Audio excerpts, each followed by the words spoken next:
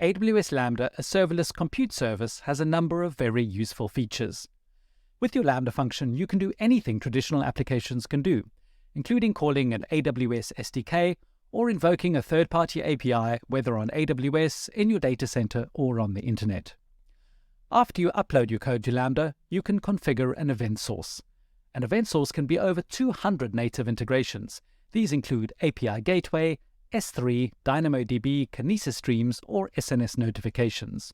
When the resource changes and an event is initiated, Lambda runs your function and manages the compute resources to keep up with incoming requests.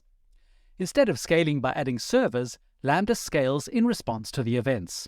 You configure memory settings, and AWS handles details such as CPU, network, and I/O throughput. Lambda can rapidly launch as many copies of the function as needed to scale to the rate of incoming events. The Lambda permissions model uses AWS IAM to grant access securely to the desired resources and provide fine-grained controls to invoke your functions. Because Lambda is a fully managed service, high availability and fault tolerance are built into the service without you needing to perform any additional configuration. Lambda functions only run when you initiate them. You pay only for the compute time that you consume. When the code is invoked, you are billed in 1 millisecond increments.